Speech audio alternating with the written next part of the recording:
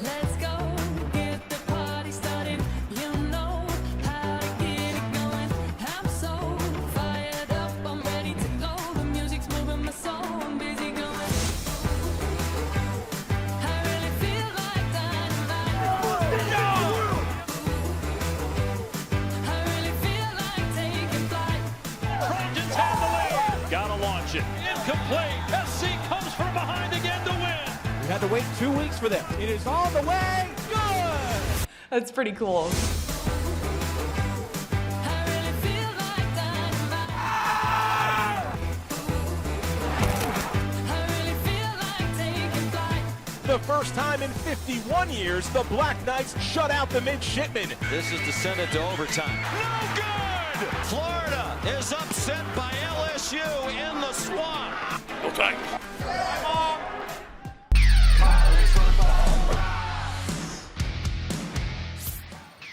The College Football Playoff Committee has spoken, and some of their decisions are as absurd as my outfit in his rankings reaction presented by Cheez-It, Mike Golic Jr., Christine Williamson. I'm Jason Fitz. For the next hour, if you've never tuned in and hung out with us, for the next hour, we will get you all sorts of reaction and expertise to staggeringly surprising statements made by the College Football Playoff Committee over the course of today. And I just want the world to know.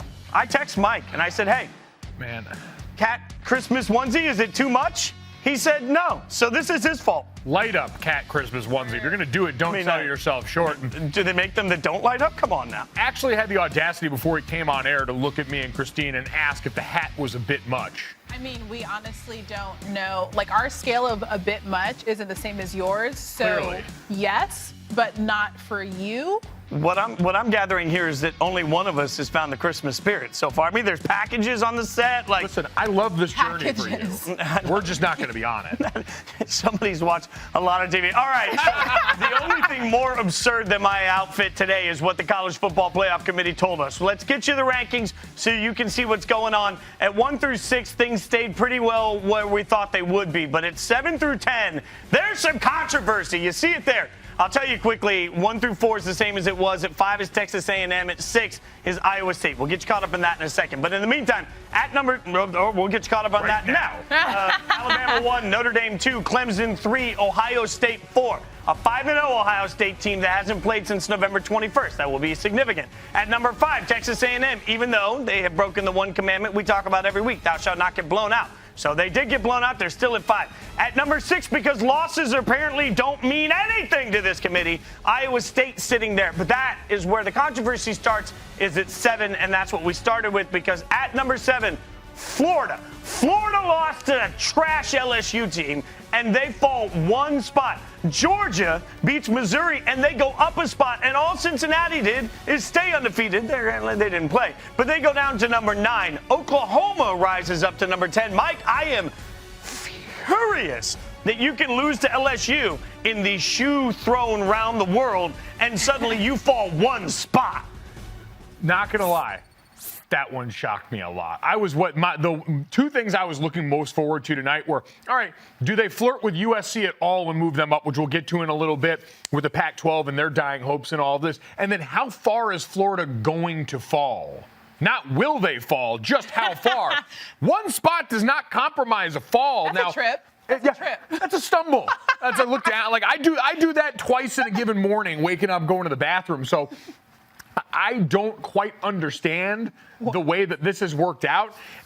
I'm very curious. We're going to talk to Gary Barta in a little bit on this. I'm very curious what this means. Like, we're in a unique situation because of the inconsistent resumes. We mentioned the undefeated teams that are kind of oscillating in various levels of played games, where we've got more 2-loss teams near the top because of that. Normally, we'd have a lot more 1 or 0-loss teams with substantive resumes that would be able to fill this spot. But now we get this weird, uncomfortable proximity. Okay, first of all, the only thing weirder than my outfits every week are the number of bathroom analogies Mike makes. We love to pull those out. I mean, they just come out of We nowhere. always pull out bathroom, bodily functions. It's Well, always some type of analogy. Sorry, I'm still high off what went on between the Ravens and the Browns, where Lamar Jackson just decided to poop for an entire I quarter. was wondering if that was going to come up today, and here we are. Over-under on that one was apparently 5 minutes. Take the under. So, Christine, the other top part of this is Georgia. Yeah. Georgia has 2 embarrassing losses, Yeah. and they move up. And I understand that Georgia's playing really well right now. Yeah. But do losses mean mean nothing? I was going to say, I feel like 2020 is the one year where we can just say, okay, let's just scratch all of the things that we thought we knew originally. Last year we did the 10 Commandments of the CFP.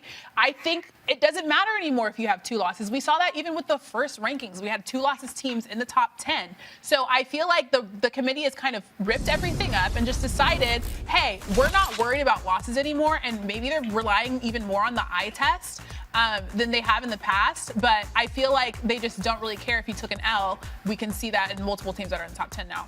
Mike, you make a good analogy here on the reminder here. This Georgia team reminds, I think, a lot of us of USC a few years ago. Sam Darnold's USC, 100%. The team that right now, had they been able to avoid those or made that decision earlier, we probably are talking about a true playoff contender, because I still think they're on the outside looking in here, especially the way the SEC has shook out in all of this. But they're absolutely that team now where I'm sure we're in for whatever bowl game they do end up with, whatever New Year's Six they're probably in, a dominant performance and hopefully a great game like we got between SC and Penn State that year. It's a little bit on this moment of, okay, nobody would want to play him. And that's such an overused cliche. I think it's appropriate here, but at some level, like I always say, it's not the best or the most deserving. It's the best of the most deserving. When you have had your butt whooped twice, you are no longer, I can't even look at myself in this hat and say this. It's alarming. You are no longer part of the most deserving. Like, this seems pretty simple to me. So I think what we're learning, because again, and Christine, I'm glad you pointed this out. Like, we had the commandments for a normal year, and this is anything but. And so what have we learned consistently going along? And this is going to be the crux of the anger from Cincinnati fans relative to Ohio State is playing is the most important thing to this committee. Can we see you? Can we watch you? Can we evaluate you? Then it's the 2 losses.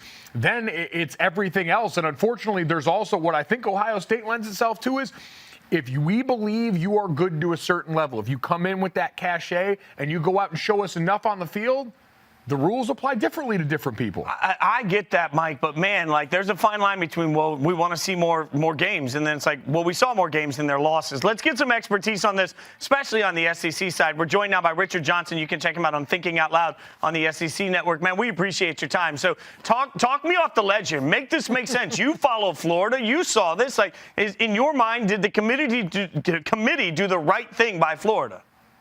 Absolutely not. I don't understand why Florida and Georgia are sitting right there. I mean, Florida, Georgia sitting right there at 7 and 8.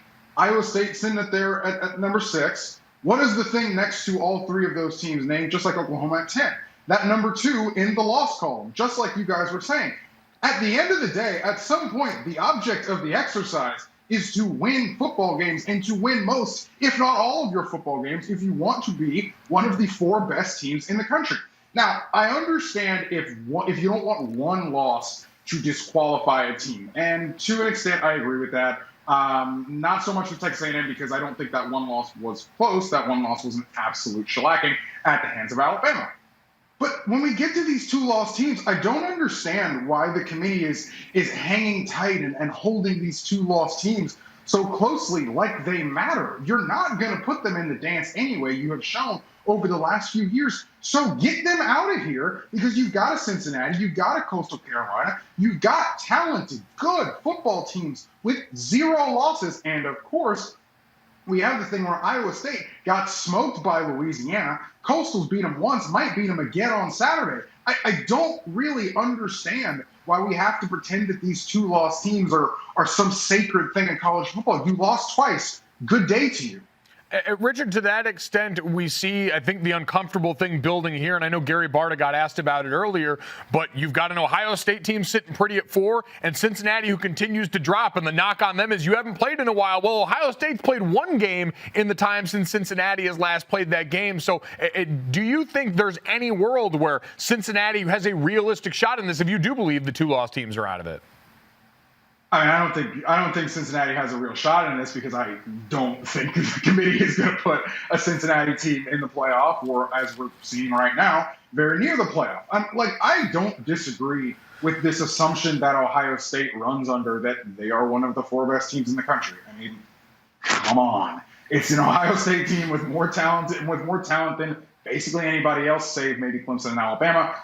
We know what they are. I mean, I understand they haven't played a ton of games relative to the other teams in their station of the rankings discussions here, but come on. But yeah, it's hard for me to get over, particularly Iowa State sitting up there at 6 with the loss that they suffered. I mean, it wasn't a close loss. And again, there are 2 such losses next to their name. Richard, I am curious because I wonder what the committee would have done if Florida did not lose that game. Like, would they have dropped? Would they have moved at all? Would they have possibly moved up, even though they would have had a close one with LSU? But there was one play in the game that kind of determined whether or not Florida was going to lose that game. And I think we have video of the shoe toss. When you saw that happen, just a slight lapse in judgment, what did you make of that? I saw the play end. Obviously, it's a tackle. It was 3rd down.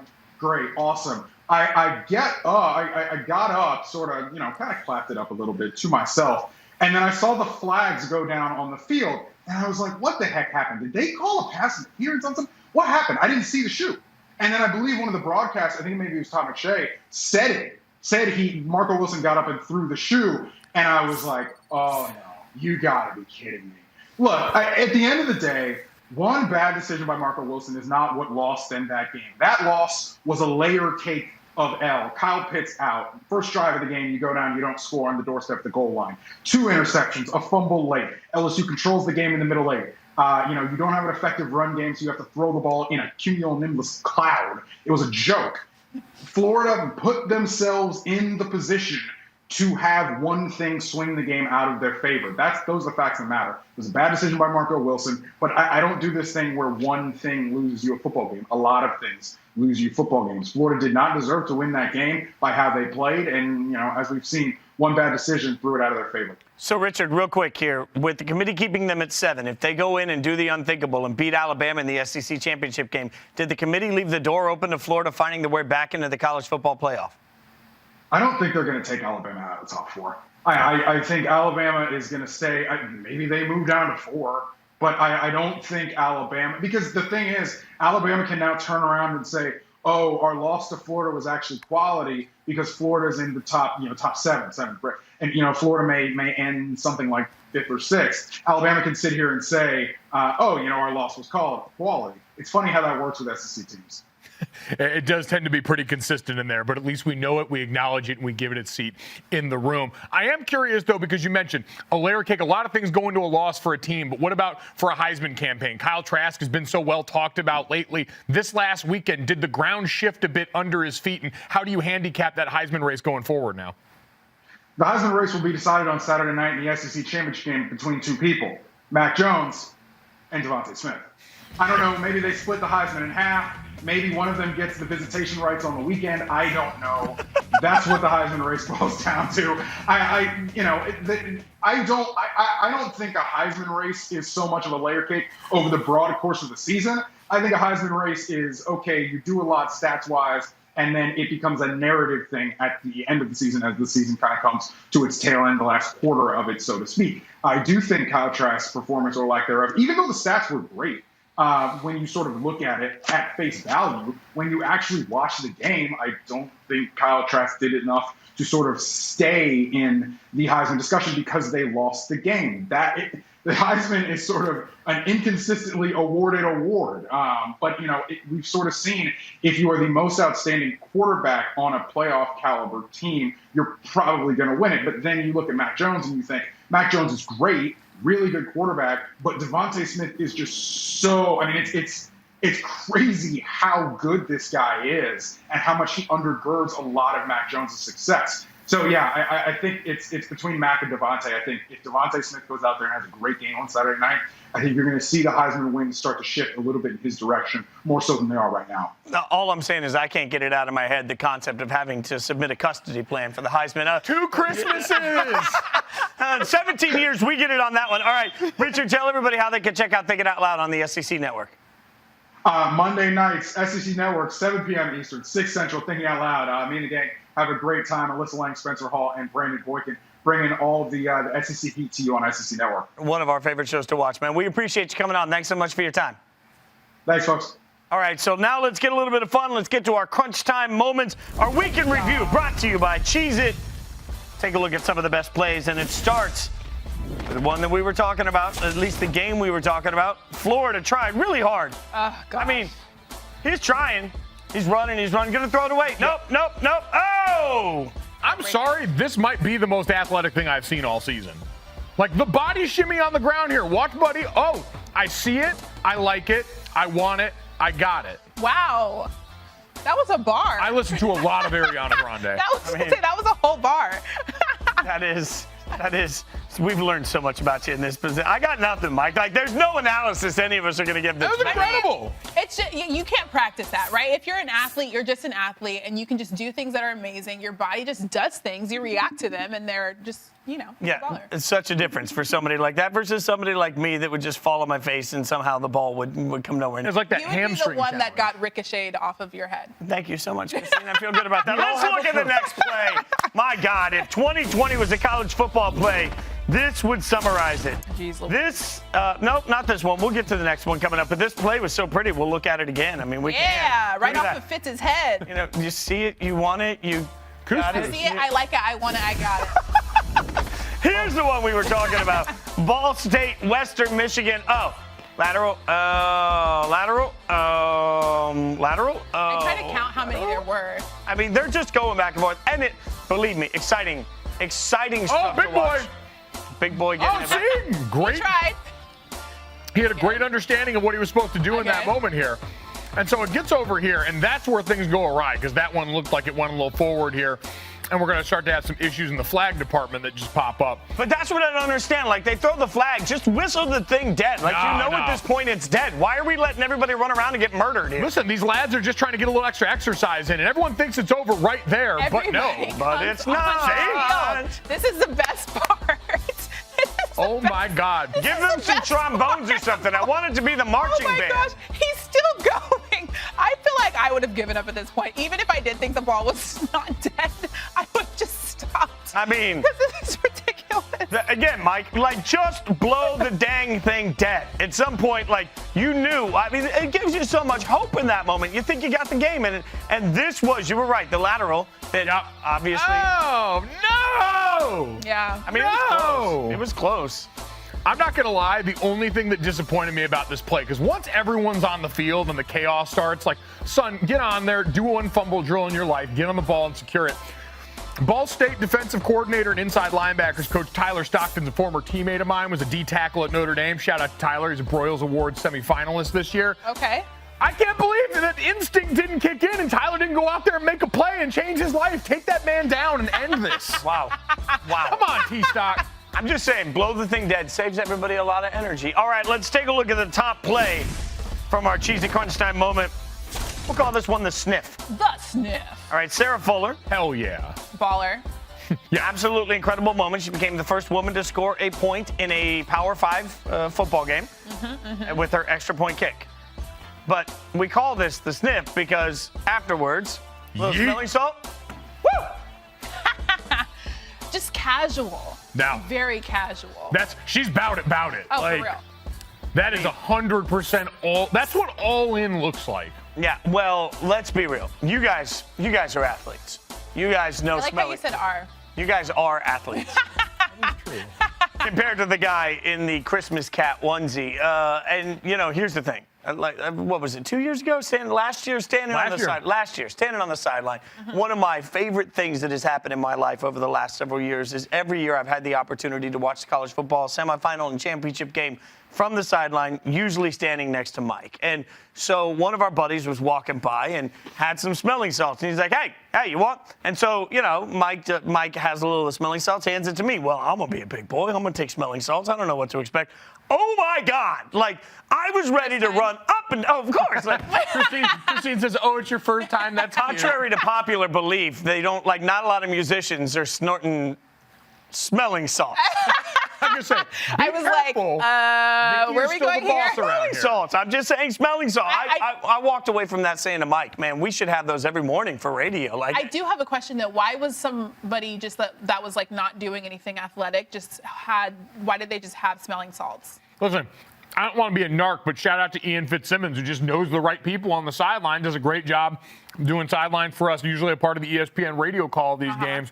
And if anyone is going to know where to get smelling salts, it's going to be Ian Fitzsimmons. He just knows the right people. Wow. Okay. Other Fitz, as I like to Kind of call him. random, but it works. So, Mike, did you use smelling salts when you were playing? Like, is that a common thing? Oh, yeah. Those are. That's why they have it on the sideline. Okay, we didn't use them in volleyball. The only reason I had smelling salts is because I was literally passing out, like sliding down a wall. Oh. And then somebody put some smelling salts. Oh, they in my actually nose. used them for the Yes, purpose. For the actual purpose. And I remember I was like, I think I'm passing out, sliding down the wall slowly, like, and then all of a sudden I got some, and I was like, never mind, here I am. Hello. The resurrection stone. Wait. Why were you passing out, though? I had mono. Oh and my I had God. just given a bunch of blood so I could get tested for the mono. Oh. And then they took too much blood and I literally passed out. Wow. Yeah. Hardcore. Yeah, But you didn't. But the it like point a is, champ. you didn't hit the ground. I did not. And that is what counts. I knew what was happening. I was like, I think I'm going away. Goodbye. She's Christine Williamson. He's Mike Golic Jr. I'm Jason Fitz. You're watching Rankings Reaction presented by Cheez-It. And if you're new to the show, we're here every Tuesday ranking. We'll also be here on Sunday after the final rankings come out. We will get you reaction even then with the grand finale. I don't have an outfit better than this. I know you're wondering. This is really my pièce de resistance. All right, that's I have fair. a few days That's to get fair it. enough. And That's disappointing. we got a quick turnaround between that. We always have a lot we're looking forward to in conference championship weekend coming up between then and now. Rematch of top 5 teams in Notre Dame and Clemson. Ohio State heavy favorites against Northwestern. All that down the list. So looking forward to it. Now, we've shown you 1 through 10. We've talked a little bit about some of the controversy there. Let's get you caught up on the rest of the rankings. At 11, Indiana moves up. 6-1, Indiana moves up. Coastal Carolina, Rank 'em. They move up. USC, to the point that Mike made earlier, undefeated USC. Boy, you want to talk 5-0, and they got 3 games in there that were miracle endings. Northwestern sits at number 14. That's significant for their upcoming Big Ten championship battle. And then North Carolina, after doing dirty things to Miami, my God. just they move up 2 spots. So Miami plummets, but North Carolina only gets a couple of spots of credit there. Miami plummets, and that is disrespectful because they dropped 8 spots. And yes, they did get destroyed. But if you lose to LSU and you only drop 1 spot, then why does Miami drop 8 spots? Iowa stays put at 6-2. BYU goes up 1 to 17. There's Miami, and you mentioned the biggest faller. They of the week. dropped 1 spot for every 100 yards rushing they gave up. Oh my God. Louisiana coming in at number 19, and then Texas is back at number 20. That's You never love gets to old. say that. It That's just your never favorite gets thing. never gets old. Oklahoma State continues their up and down. You know, 1 week they're up 8, the next week they're down 7. You never know. They're up 1 to 21. NC State sitting at 22. Tulane at 23. That has a little significance because the AAC championship against Cincinnati. And then San Jose State making their first foray into this. And Colorado takes their first loss. They drop 4 to 25. How about San Jose State, by the way? The story on that team this year. Road Warriors going through this, finding their way to an undefeated chance at the Mountain West title now. Unbelievable job. And this year, again, we talk so much about what's going to go on at the top of this and the jockeying for the college football playoff. But San Jose State is one of those stories that as we go out of this year, the deep appreciation for what these players and coaches have entered into here, that team might be the poster for it. Absolutely. And as I mentioned, Tulane is going to be of significance, Christine, because Cincinnati and Tulane are headed to the AAC championship game. We've talked a lot about Cincinnati falling, even though they didn't play. They fall down 1. So at least the higher that Tulane goes, the more respect they get from the committee, the better chance for Cincinnati to get a sort of a noted win for them. Can I ask you a question? Yes. Do you mean Tulsa? Did I say Tulane? I meant Tulsa. Oh, bless. I was like, wait, what's happening? It's the hat. The hat's 200. Listen, I understand the green wave is a man everyone wants to was see like, up there wait, and what are included, we but talking put some respect on Tulsa's Tulsa's name. not Tulane. The And, comeback you know, kids. And I'm an idiot. You kept saying it. I was like, I think he means Tulsa, but I'm not sure. I love the fact that, you know, Yes. you guys let me go, which is, you know what, when you're Yes, wearing this yes, hat, yes, that's just yes. going to happen sometimes. You know I what? can It's live TV. I would tell you otherwise. It's live TV. That's my misspeak. But what I yes. do wonder about Cincinnati is, let's just say Alabama loses to Florida. Well, actually, nothing will really change there. I feel like Alabama will still be in the top 4. I was trying to figure out a way to that Cincinnati, if they beat Tulsa, could be possibly in the top 6, but I'm not exactly sure how that will happen. The only shot here is that Notre Dame just destroys Clemson, Yeah. and then Clemson falls, and I'm not sure what they'll do at that point. because realistically, there are so many pieces above them. I think realistically, if you're any team on that outside looking in, so if you're Iowa State, who has a chance to get a conference championship against a ranked team, a 10th-ranked Oklahoma, should they go on and do this, which we know a conference championship is supposed to mean something to this committee. Another high-ranked win, which I always say should be the only value of conference championships. Yeah. So if you're any of the teams in that range, but I think most directly Texas A&M, based on where the committee has ranked them every week so far, you're all rooting for Notre Dame to go out there and win against Clemson. Because I think if push comes to shove, Jason, that 2 in the loss column, while it looks like they don't care much, I think is a little more daunting relative to getting into the top 4 than we give it credit for, especially if Notre Dame has beat Clemson now twice during that go. So what I'm trying to say is everyone root for Notre Dame this weekend. Whoa, convenient how that works out. Also, should be noted, Iowa State at 6, Oklahoma at 10. You mentioned that. So whoever wins that game is going to get a huge win for their resumes. So speaking of resumes, I'm betting that of all the people Gary Barta, the College Football Playoff Selection Committee Chair, is going to talk to today, I'm the only one in a Christmas cat onesie and a Christmas hat. So I'll ask you to take me seriously, even though my outfit doesn't allow for it. Gary, we appreciate your time. Thanks for joining us. Obviously, a lot of questions. And the biggest question we have, and I'm just going to be blunt with you, that's our relationship, our friendship at this point. Ohio State sits at number 4. And I know we've already seen another quote from you talking about the fact that Cincinnati fell in the rankings because they haven't played. Well, in the amount of time that they haven't played, Ohio State's played one game against, frankly, a bad Michigan State team. So why is Ohio State getting more credit for this gap than Cincinnati is in the eyes of many of us? I don't know if you can hear me. I apologize. I've lost my connection. Oh, well, you know. All right. Well, we will effort to get Gary reconnected here. We can hear Gary, but you know, I'm not sure. I'm not sure Gary can hear us, and so I think he was so offended by your question, Jason, that he just decided to fake that. Like, can I just either the question or your outfit? It was one of the two. We're friends here, right? Like, can I tell you guys something? Like, I made a catastrophic decision with this onesie. That catastrophic decision is that I'm wearing a Christmas sweater underneath it in case I didn't like the onesie. And now, man, I'm swimming in a pool of my own sweat at this point. Like, it is. You're doing what it's called. You know what that's called? Doing the most. Yeah, no, I can say that's a scientific term. Exactly. I mean, doing the most in that you also looked at Gary Barta, who I don't know if you've ever even met in person and said that we're friends now. No, we've never met. Gary ain't sending you a Christmas card, bro. I was confused. I was like, maybe they've done a lot of things. That was my question. I was like, do y'all like text on the low when I'm not around? No, like Gary joined us one other time. Like, you come on the show twice, now we're friends. I think that's a pretty simple, like that. You do the math. Like, it is odd. Jason, I'll be interested to see if we can get Gary reconnected. Hopefully we do. But I'm sorry, I'm just trying to make a point as I'm guzzling Cheez-Its right now. Oh no! Christine. Oh no! I thought you were leaving. They just hit different sometimes. Jason knows how you felt after giving blood that time. I'm leaving. Jesus, take the wheel. But no. Oh, now it's lodged. It's lodged right here. Oh man, it doesn't feel good. It went down diagonal. So I'm going to try. You got to chew your food. That's why. Oh my God, we're so off the rails. Mama, how the piggies eat. No. All right, Cincinnati, Ohio State. Jason, going to make this real easy for you. When you are in the Warrior Elite, you don't play by the same rules as everybody else. That is what we have learned about Ohio State. Like, they had all of the buy-in that, quite frankly, I think it would be really interesting to go back and look, because you mentioned USC started off the season playing that noon Eastern game against Arizona State and then U of A the next week, and we're losing in both of those. Like, those were very close comeback wins that everyone watched, and we talked about this. Visibility for the Pac-12 big mattered this year. That's why they started doing those noon Eastern kicks.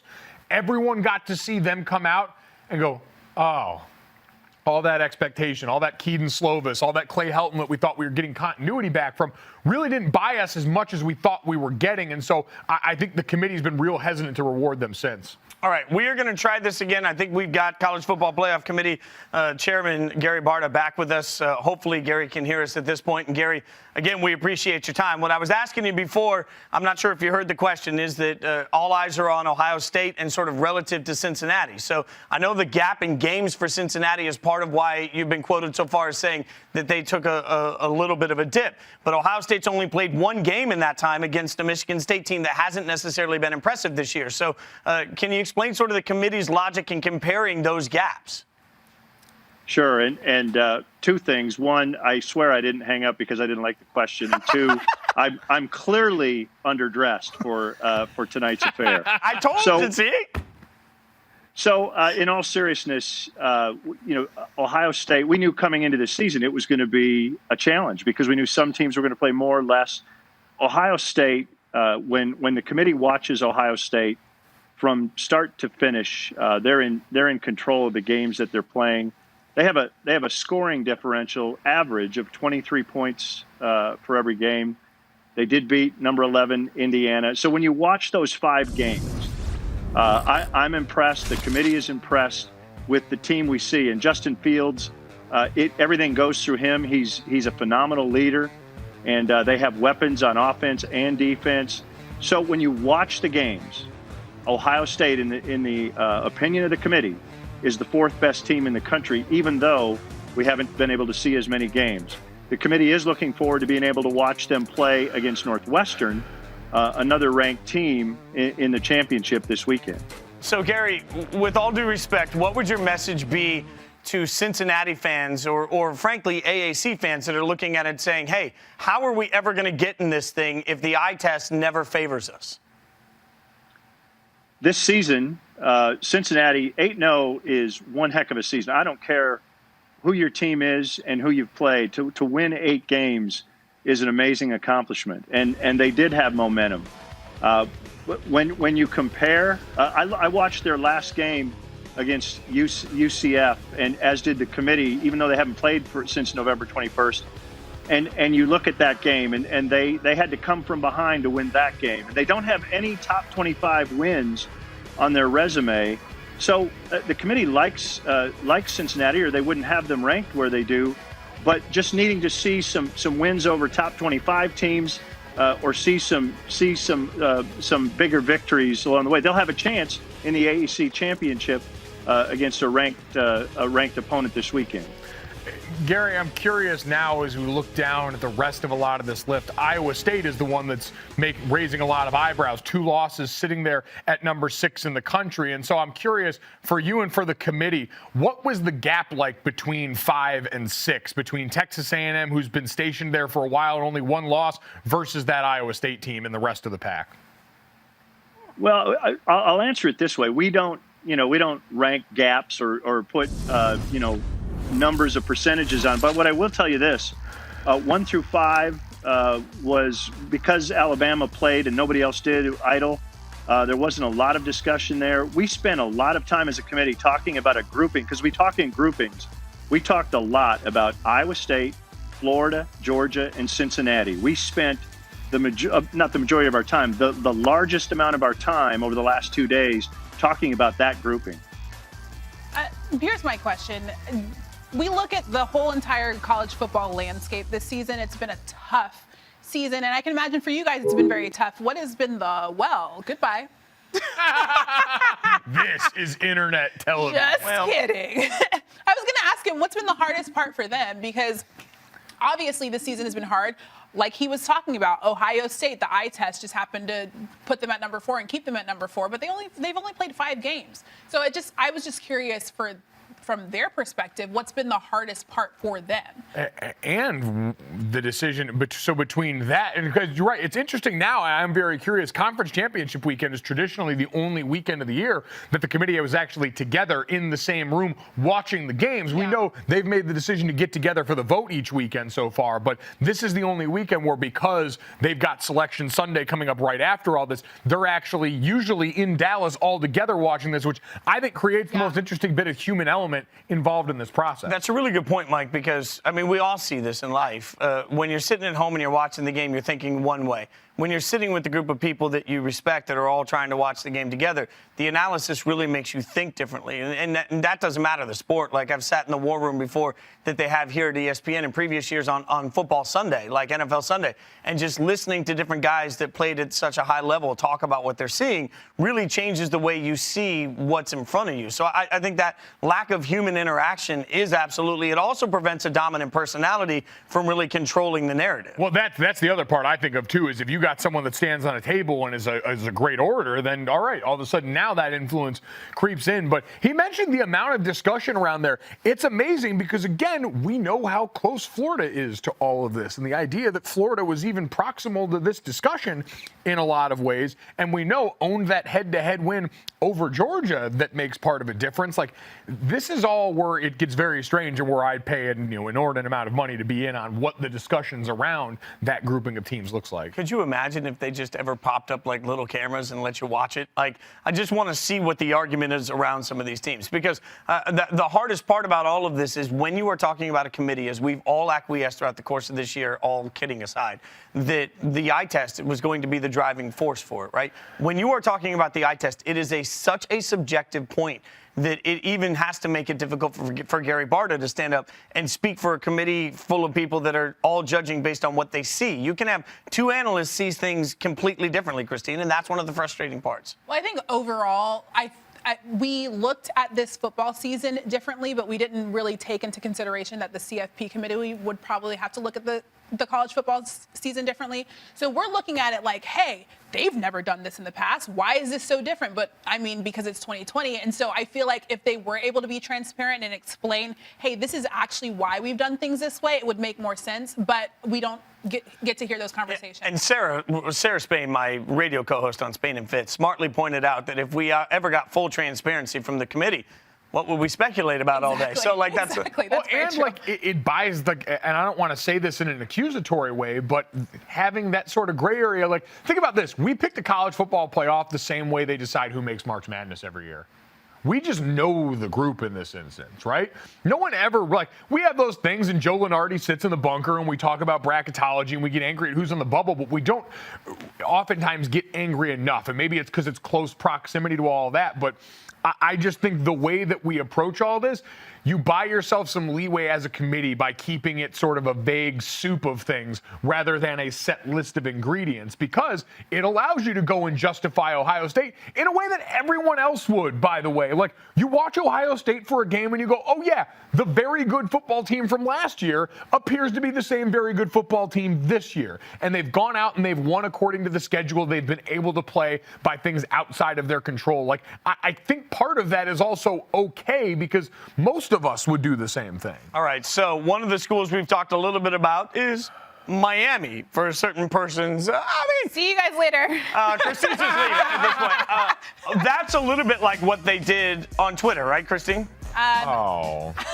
Are you what? What I'm just saying that this is rankings reaction, and Miami put this tweet up announcing the score.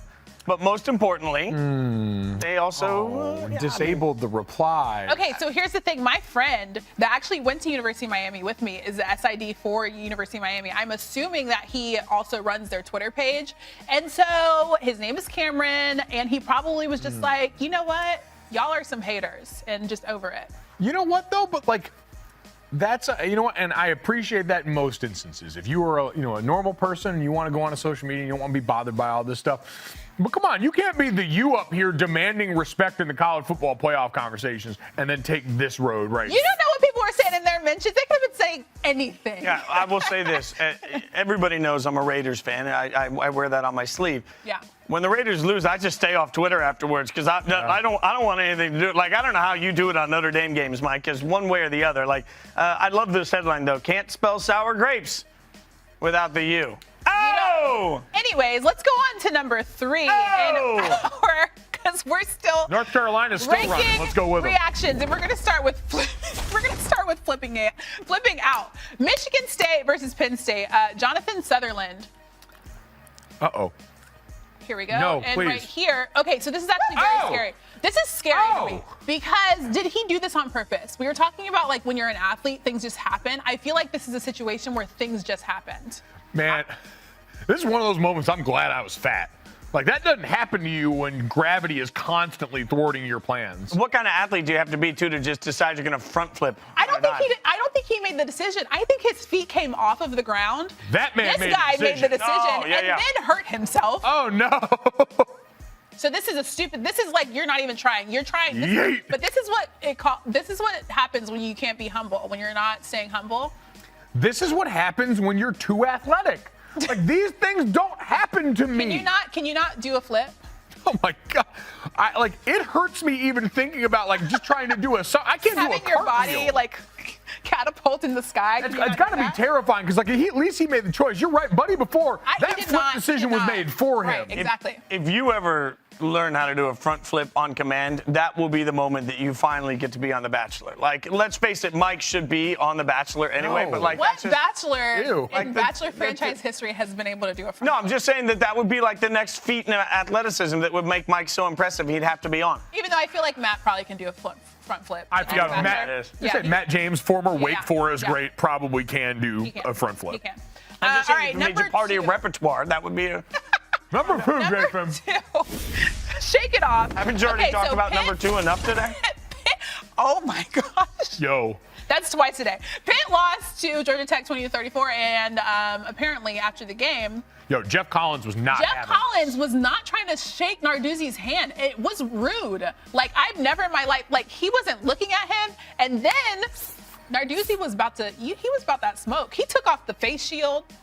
I feel like Pat Narduzzi is definitely one of those coaches that's probably ready to actually scrap. But this is curious to me because I think handshake politics in sports are a weird thing. Yes, decorum says just go out there and shake the hand so we don't have a problem in here. But people get mad all the time when players go out there after and they're too chummy and they're dapping up the guys they played against across and everyone's smiling because you're supposed to be mad after you lose because sports are very serious and we're mad. And then he goes out there and acts mad and now people are mad. But so which is it? He's not an athlete. He's supposed to be the adult in the room. He shouldn't be What college coach do you think is the adult in the room? Say, you've been around a lot of these guys. He's supposed to look him in the eye. He didn't even look at him. He was just bro, let go of me. Okay. Pat Narduzzi's web to web, Jeff, web to web. This is when the non-athlete reminds the two athletes in the room why fans get so worked up about seeing players be all chummy. The real reason is because then you feel like an idiot that you care so much. You're in tears watching your favorite team lose and your favorite player's dapping up the other guy. That's a moment that you've taken it too seriously and you have to come to realization. It's all about fan realization. Jason, I'm just being real. I'm going to say this to you. I understand. Thank you. I grew up a Notre Dame fan. I went to school and the losses affected me a lot less because you know this, Christine. You got to turn the page and get on to the next game. You don't have time to continue to wallow in this stuff. And I thought when I graduated, oh yeah, I'll be done with this. I'll be able to maintain it. Nope. This team can ruin my life at the drop of a hat every weekend if it wants. They hold my heart in a little doggy bag in their hands, and I have no control over that, and I've realized that. So I do know your pain. It's sickness. I don't know that pain, but I will say, I think the other thing is that, you play the same players. The same best players on your team are on the other people on the other side, so you know them. So it's kind of hard. You're that's my friend, kind of. I don't know. We've been watching film on them forever, so I don't know. It's just we met you during Cruton. Yeah, exactly. You talk about me all the time. I talk about you all the time. It's the same thing. That all makes sense and it's fair and reasonable. Nothing about being a fanatic is fair and reasonable, though. As somebody that, cries when the Raiders lose. I get it. I don't understand that pain. All right, number 1, mouthing off. So Mississippi State, Martin Emerson was talking trash. This is Pat Narduzzi. What? I don't even know English anymore, actually. Actually, Narduzzi. Pat Narduzzi, am I right? Is it? Here all week, guys. Mouthing off to Mississippi State's Martin Emerson was talking trash to Auburn's Seth Williams, and they were just going back and forth. I love a little trash talk. I'm all about this because you know what happens after you talk smack? You get your big buddy to help you? You get scored on, son. This is the football equivalent of slapping the floorboards right now. Get ready on defense there. Because can we see what happened after that? I feel like I thought we were going to see it, but his buddy got so he basically came down the court and he gave everyone the floor slap. He said, "All right, bet D up." Yeah, pretty much. And then it went very poorly from there. You got to write if you're going to write this check, you got to make sure you know what can cash it. That's why you never talk smack. Unless you're because even if you're ahead, right? And you're sitting there, blah, blah, blah, blah, blah, it always gives them fuel. Like, that just gives people fuel. I talked trash one time in my career, and it was during the victory kneel against Michigan State. Like, we just had to dig one more knee. I didn't have to do anything else. We already got this dub, so nobody's surprised. I will talk trash playing a kid in Madden. Like, I don't care. Like, I'm the exact opposite. Like, I'm going to get beat anyway, so I'm going to talk to you the whole time. You're going to remember it. The best part of this whole thing is that Lane Kiffin thought it was hilarious. Because, deservedly so. And listen, it always plays well as the leader of an institution to make sure you are clowning your rivals. So, I mean, Lane's on brand. Always. Let's talk about this weekend, because it's honestly one of the most exciting weekends. And I feel like this college football weekend could actually change some things up when it comes to the CFP. So, biggest games this weekend: Alabama versus Florida. That's the SEC championship. Clemson versus Notre Dame. Go Tigers. And the ACC championship: Northwestern versus Ohio State in the Big Ten. Oklahoma versus Iowa State in the Big 12. There's also Texas A&M at Tennessee and Tulsa at Cincinnati. So, I think one of the questions is, and I'm going to ask this about the Big 10, or about the Big 12. What are the chances? What does Iowa State have to do, you guys think? Or what has to happen for Iowa State to get into the CFP? Ooh, what has to happen? I mean, I'd imagine it's got to be something. This is the interesting part to me is Alabama winning would probably be the best thing that happens, right? Like, you'd normally think you got to root for everybody to lose in all this. But if Alabama loses, they're still going to be in the top 4. But I just think they're going to bump up the better teams in all this. So you probably need Notre Dame to win. You probably need Alabama to win. Like, Ohio State getting dropped would be great for everyone involved in that situation to open up those floodgates. And then if you're Iowa State, you'd have to just bludgeon Oklahoma. Which I think is fairly reasonable. I mean, I think Alabama will win. I think Notre Dame at this point has a great chance at winning. And so if you're Iowa State, really, you just got to take care of business. And then you're going to be able to say you have the extra check mark that comes with winning a conference championship. And that's something that Texas A&M won't be able to do, which is why, by the way, I think Texas A&M is going to do everything they can to roll the Vols. I mean, if they can put up 100 on that team, they will, just to prove a point to the world, to make sure that the last thing the committee sees is a total butt whooping. I mean, it'd be so interesting, though, if Iowa State was in the CFP because they have 2 losses. I feel like if Notre Dame beats Clemson, that also opens things up for people. So it'll be a very interesting thing. And speaking of Clemson, we have our friend, I don't know why I'm singing, Eric McLean. Because you're good at it. I would sing, too, if I had your voice. That's how you got to do it. So we have our friend Eric McLean, I believe, here to talk a little CFP.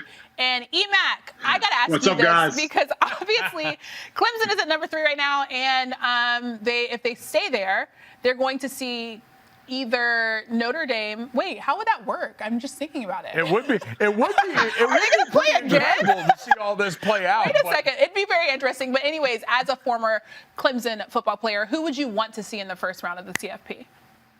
You know, I think Clemson loves seeing Ohio State. 4-0, never lost to those guys. I think they would ultimately welcome a 5-6 win Ohio State team. But, man, I would surely love to see a round 3 of Clemson Notre Dame if we get to that point. Either way, it's going to be a great matchup. Wait, if we get to this point, EMAC walking it back like you were talking some trash after the first game. Well, no, I think it's when, Clemson wins by 20, 25 points, they're not going to let Notre Dame in. Oh, so I can say he had to come back with it for sure there. I'm glad you made him up on that. He did. I think at one point he said Notre Dame beat the Clemson JV team. So how do you see the ACC championship game going, EMAC? Oh, man, I'm just so happy that both these teams are back in it. We get to see a round 2. Obviously, Notre Dame had a little injury bug go through that offensive line. We know the center's going to be out, but it looks like the right guard will be coming back. You wonder, after an appendectomy, is he going to be okay? How's that going to go? That's not really a normal thing to have happen in the middle of the season. But on the Clemson side, I mean, guys, I'm jacked up to see Trevor Lawrence back. And you say why? Well, why is Trevor going to make a big difference? His running ability, as we're here on cue, in the zone read is going to be so important and such a difference maker just because it's going to free up Travis Etienne. If Notre Dame hones in and focuses in on just stopping Travis like they did in game 1, which they did a fantastic job at, Trevor's going to have a game similar to Ohio State in last year's playoff. He's such a threat running the ball. They're going to have to respect him. And then, of course, on the defensive side of the ball for Clemson, getting all those guys back that are healthy, playing in the game, it's going to be a huge difference for the Tigers. And EMAC, I think it's interesting for a lot of people because at this point, because of the games missed, Trevor Lawrence, far out of what we've talked about in the Heisman Trophy race here. But since he's come back and that time missed, since he's come back after dealing with COVID-19, what's Trevor Lawrence looked like, the player that we saw after all that versus the guy before that was leading the charge on all fronts in the Heisman Trophy race? Yeah, I think he's the same guy. I mean, he took 2 weeks off, and we didn't see him for 5 just because of coronavirus and bye weeks and games getting postponed, canceled. But he's the same guy. He has such command over this offense. He throws one of the prettiest deep balls in all of college football, and really the way that he's doing it this year. I don't think it's with this star-studded wide receiver core. If you guys remember, in the preseason, everybody was taking a step back saying Clemson wasn't going to have, these big receivers with Justin Ross being hurt, T. Higgins going on to the NFL. So it's just been impressive to me to see how he's been doing it, letting the offense coming to him, not forcing things, going through his reads. And it's impressive to see again in the run game how effective he's been able to be. EMAC, I quote tweeted one of your most recent tweets, and then I deleted it because it was about the CFP committee. And then I got tagged in a tweet from the college football playoff, and I was like, wait, let me not talk trash about them. But you said that this might be the worst committee that you've seen. What about the rankings made you think that? Really 1 through 25, I guess. No, just a couple of things here and there. Number one, I think Coastal Carolina is the best G5 team in the country. I think their resume proves it. I think their defense proves it. We hear all of this great stuff about Cincinnati's defense, but has anyone watched Coastal? I mean, these guys are lighting people up on the defensive side of the ball. The offense is so fun to watch. So I have a little bit of a quarrel there. And then really just the fact that, they didn't penalize Florida for losing. I mean, that was a horrible LSU team. It is a horrible LSU team. And then you lose at home the way you did, and we just drop them 1. Makes no sense to me. So if Clemson loses to Notre Dame, are they dropping to 4? Are these guys in no matter what? I just don't understand the inconsistencies that we've seen from the committee. It almost feels like, guys, that they selected their top 8 or top 7 at the beginning of the year and somehow have just tried to keep that top 7, top 8 the exact same, no matter what happens on the field. It's very interesting to me to see the way they're doing it. Well, we're going to wait and see kind of how the rest of this plays out. I understand it's been a difficult year, and as Christine said before and brought up before, this committee's dealing with adverse circumstances that no other committee has had to before. There's been a lot of difficulties that they face, and so those aren't going to get any easier as we head to Conference Championship weekend and then Selection Sunday coming up here. But EMAC, since we got you here, we like to have you around here for a lot of reasons. You're a great guy. Obviously, the ACC Network, you do great work, but you are also a fellow former offensive lineman, and so it's time for Thighsman stuff. Let's look at some big fellas doing big-time things. And how about a Thighsman School alumnus here? Ooh. We got Eddie Wilson here, who you guys might remember from earlier this year. The number 0 near and dear to me, should only be worn by 300-plus pound defensive tackles. Eddie is that man for a Buffalo team that has been outstanding through the course of this year. And he was the player of the week in the conference here. So I feel like big ups to one of the alums around here that we're proud of. Love it. You got to see it. You love to see it. Again, what Buffalo's doing, and then just that big, beautiful man to be representing all number 0s the right way. Jason, he's got the rec specs, too, which I feel like speaks to your soul. Well, yeah, it does speak to my but I will say Buffalo absolutely crushing everybody. Keep an eye on Lance Leipold there. I think he's going to be a hot coaching candidate elsewhere coming up. Absolutely. No, they've been outstanding through the course of this MAC season here. So, again, big shout-out to Eddie Wilson, official friend of the program, I think we're going to say here as the 0 Wait, so banner. I can't make Gary Barta my friend, but you can make Eddie Wilson your friend? Listen, have you ever called one of Gary Barta's games? No, but I've talked to Gary Barta. Have you talked to Eddie Wilson? We might have exchanged messages about the number 0. We're all friends. We're just all friends. Listen, why can't we all just be friends on all this one? All right, now that we've gotten some outstanding play from a man on the defensive line, let's go back to our bread and butter on the O-line right here. The shot heard around the world from Alec Anderson on UCLA. All-time jersey game right here, but watch the end zone copy. Yes. Right tackle coming over and dispensing justice on this, EMAC. Guys, when I saw this happen live, I jumped out of the chair, and I knew Gojo was going to be watching this with great excitement. Whenever a tackle's pulling with full speed, look out. It's a collision waiting to happen. How mad are you that the running back didn't break that off for something huge in that moment? I mean, you decimate the guy. Oh my goodness. You can only do so much, Jason. You just are out here snatching souls though, right there in that moment. And he gave him I'm glad they didn't throw the flag either, because he gave him that little extra right there. He's like, oh, I'm a big angry man. Oh, yes! And then there's this one. I thought Nick Cardwell, the offensive line coach for App State here, one of the better O-lines in the country, trying to celebrate a moment with his guys. And don't Emac, do that. This looks eerily reminiscent of something that you did to our friend Jack Collinsworth not too long ago. Yeah, man. When you posted that, I was dying laughing, man. That's exactly what happened. Jack, he came in too hot and he wasn't ready. And that was the result, getting knocked out. Man, well, you know what? Listen, we hope that Jack has survived that and he seems to be doing well. He's doing just fine. We hope Nick Cardwell has survived that all too well. Again, an offensive line coach at a great program like App State. But listen, you just got to know what you're signing up for when you go in for that up high five. You got to make eye contact before. All right, Emac, before we let you go, I need you to explain what we're about to see here. Show me. We're going to look at this. Make it make sense. What is happening? Guys, it makes no sense. First of all, when you move forward like that, there's no chance that it's not false start. I mean, to show that you're going for it, how does anyone expect to know this isn't a snap? And then the fact that the center, he moved the ball, Gojo. I don't know. I mean, if you did that, applause to you, man. But that seems like should totally be on the offense to me. You know what? It seems like one of those instances. I always like to give the ball a little squeeze when we were going on a hard count there. See if you can get somebody to buy in. I'm just glad they let the big guys come up and play quarterback for a second. That's right. I'm not going to get caught up in the rules or who did something wrong. I'm going to focus on what went right in this play. And big men getting under center is the right thing. Emac, I just hope that when the ACC championship goes on, that you two, Mike Golic Jr. and Eric McLean, will battle each other. That's all I'm looking for is a Twitter battle. Speaking of Twitter, I think we got a tweet here we want to get a little reaction to. We're going to pull it up. It's going to take just a second. We'll see where we get it. It's modern technology. I don't like how you're trying to pit me and Emac against each other. I think it'd be fun to watch that. Dude, I thought you were going to say like physical battle. Yeah, like no, man, you get on Twitter, so it's not as fun. No, I'm not saying to the death. I'm just saying like pudding wrestling. What? Big vat of pudding, and you see who comes out. Wait, you've never heard of this? What? You mean to tell me you've never been pudding wrestling? I'm just like pudding wrestling, and you can't put the G on it either. Like you got pudding. No. Like it's not pudding wrestling. Like Jello wrestling is overdone. Pudding wrestling, like that's gonna get like. Out. No?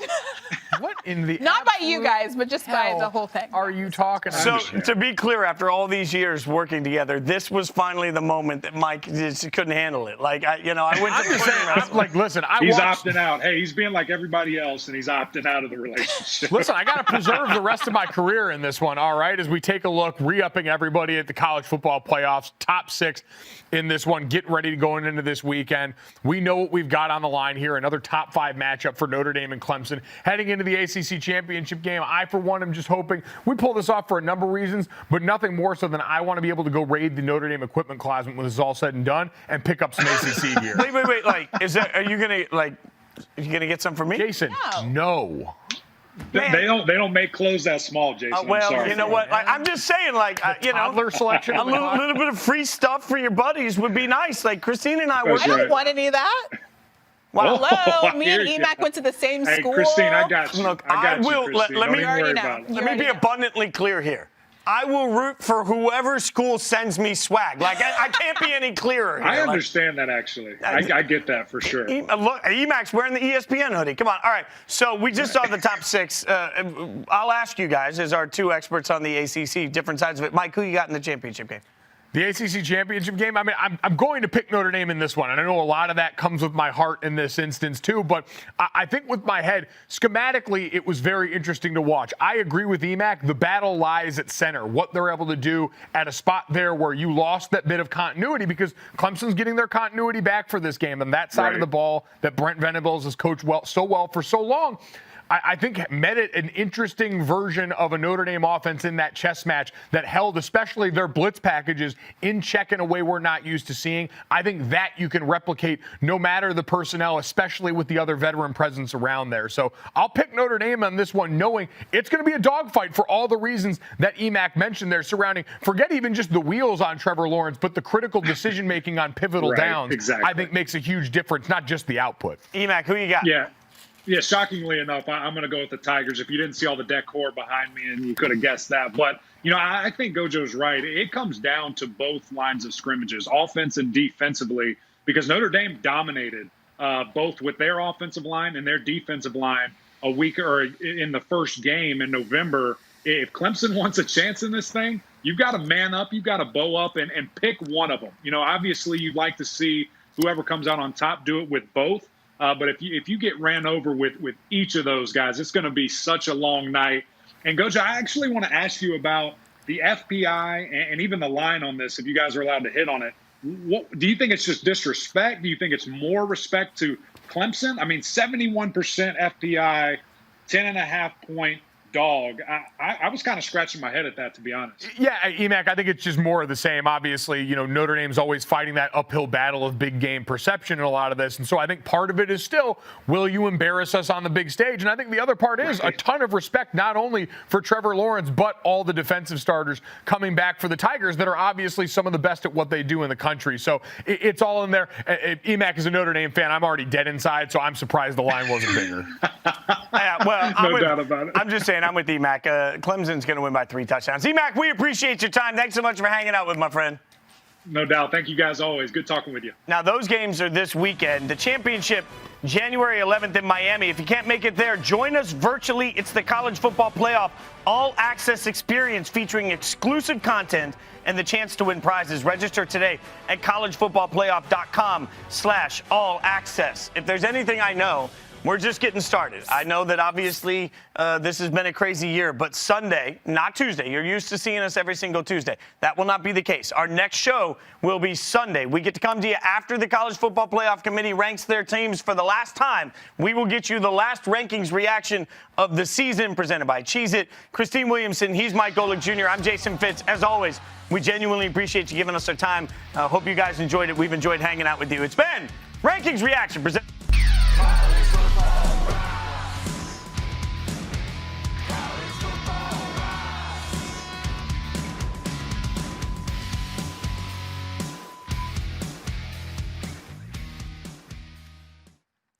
I really do have to chew them better because I think it's lodged in my heart.